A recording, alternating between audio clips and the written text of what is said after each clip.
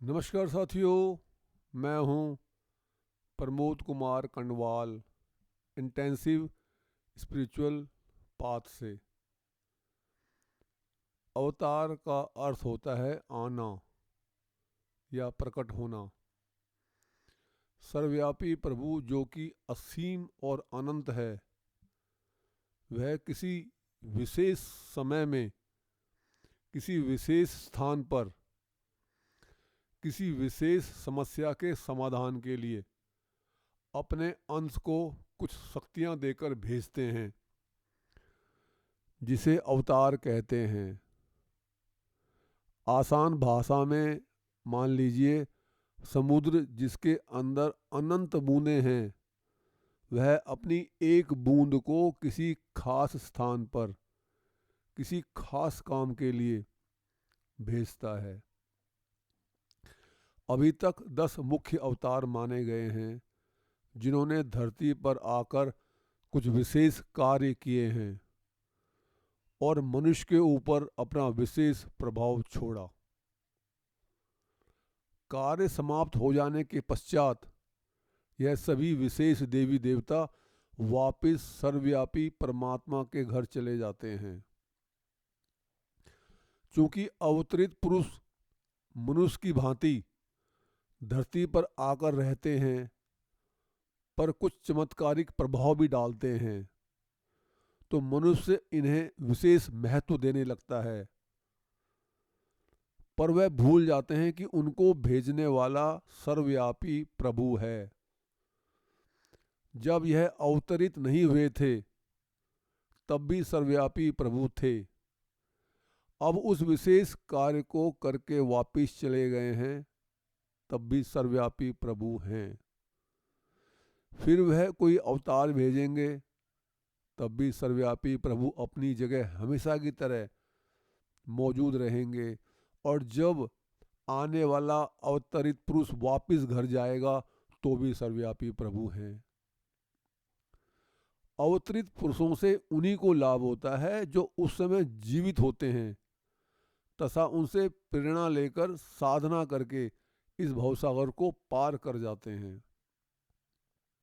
ज्ञानी भक्त सर्वव्यापी प्रभु की महत्वता को पहचान लेते हैं और उनसे ही जुड़े रहते हैं। यदि हम आज बीमार हुए हैं, तो हमें वह डॉक्टर ठीक करेगा जो आज जीवित है, ना कि जो 1000 साल पहले आकर जा चुका है, भले ही वो कितना ही योग्य डॉक्टर क्यों ना हो। सर्वव्यापी प्रभु हर जगह मौजूद हैं। वो कहाँ से आएंगे और कहाँ जाएंगे? ना वो कहीं से आते हैं और ना ही कहीं वो जाते हैं। वो हमेशा हमारे साथ ही रहते हैं। अवतरित पुरुष का भेजा जाना तो उनकी ओर से एक तरह से स्पेशल ट्रीटमेंट की तरह होता है। जब शरीर का कोई हिस्सा खराब हो जाता है, तो उसे डॉक्टर की तरह डॉक्टर निकालकर बाहर फेंक देते हैं। ज़्यादातर लोग कहते हैं कि श्री कृष्ण जी 16 कलाधारी थे, इसलिए पूर्ण अवतार थे। क्या भगवान में सिर्फ 16 कलाएं ही होती हैं? उसके बाद भगवान पर प्रतिबंध लग जाता है। एक तरफ तो हम कहते हैं कि भगवान अनंत शक्तिशाली हैं, और दूसरी तरफ उनको 16 कलाओं में सीमित कर देते हैं। भगवान अनंत कलाधारी हैं, उनकी शक्ति असीमित है, ना कि 16 कलाओं में सीमित।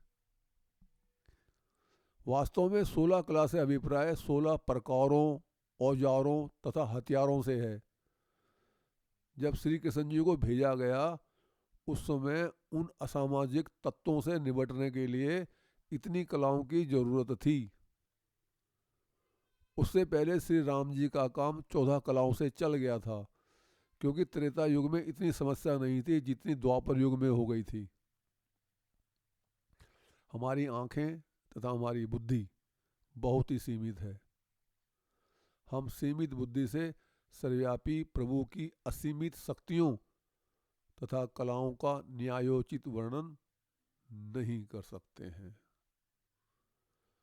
यदि आपको ये संदेश ज्ञानवर्धक तथा उपयोगी लगता है तो आप चैनल को सब्सक्राइब तथा वीडियो को लाइक, कमेंट और शेयर भी कर सकते हैं, ताकि प्रतिदिन रिलीज होने वाली सभी वीडियो का नोटिफिकेशन आपको मिलता रहे। गुरुभगवान सबका कल्याण करें।